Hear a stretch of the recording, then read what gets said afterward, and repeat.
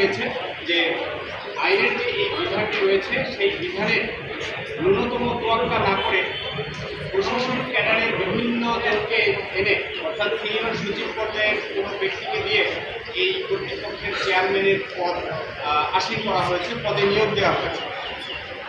বর্তমান যিনি চেয়ারম্যান রয়েছেন তিনি 2024 সালের জানুয়ারি মাসে তাকে অতিরিক্ত সচিব, প্রশাসন ক্যাডারের অতিরিক্ত সচিব মোহাম্মদ জাকারিয়া ওনাকে এখানে নিয়োগ দেওয়া হয়েছে। আমরা ওয়েবসাইট এবং বিভিন্ন তথ্যের ভিত্তিতে জানতে পেরেছি যে খাদ্য বিষয়ে ওনার বিশেষায়িত কোনো দক্ষতা বা জ্ঞান না থাকা সত্ত্বেও তাকে চেয়ারম্যান হিসেবে নিযুক্ত করা হয়েছে। তার এই নিয়োগটি চ্যালেঞ্জ করে একটি জনসংখ্যা রিট পিটিশন দায়ের করা হয়েছিল, যে রিট পিটিশনার ছিলেন বাংলাদেশ সুপ্রিম কোর্টের কয়েকজন আইনজীবী এবং মানবাধিকার সংগঠন রয়্যাল লাইফ ফাউন্ডেশন।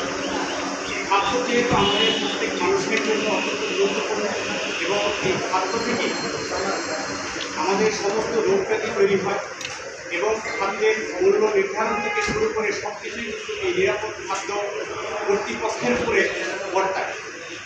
এই নিরাপদ খাদ্য কর্তৃপক্ষের চেয়ারম্যান যদি অযোগ্য লোক হন, অর্থাৎ তার যদি বিশেষায়িত জ্ঞান না থাকে আইন অনুযায়ী, তাহলে সে এখানে সঠিকভাবে দায়িত্ব পালন করবে না।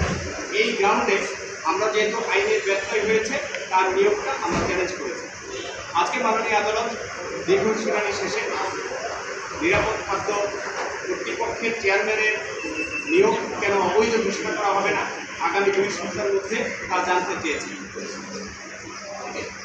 কেন রিটটা করছিলেন? কেন আমরা রিটটা করেছি যেহেতু খাদ্য হচ্ছে আমাদের সবচেয়ে গুরুত্বপূর্ণ, অর্থাৎ জনজীবনে মানুষের মৌলিক চাহিদা, মৌলিক অধিকার যেটাই বলি না, খাদ্যের চেয়ে গুরুত্বপূর্ণ কোনো কিছু না।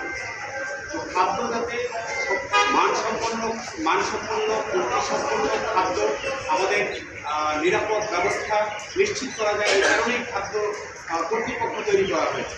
তো সেই খাদ্য কর্তৃপক্ষের চেয়ারম্যানের যদি কোনো যোগ্যতা না থাকে, তার যদি কোনো অভিজ্ঞতা না থাকে, তাহলে সে কীভাবে নিরাপদ খাদ্যের ব্যবস্থা করবে এবং এই বিষয়ে বিজ্ঞানসম্মত উপায়ে কীভাবে আমাদের বাংলাদেশের মানুষের জন্য খাদ্যের নিরাপত্তা নিশ্চিত করবে, এই বিষয়টি আমরা তুলে ধরে জনস্বার্থে এই মামলাটি দায়ের করা হয়েছে। থ্যাংক ইউ, ধন্যবাদ।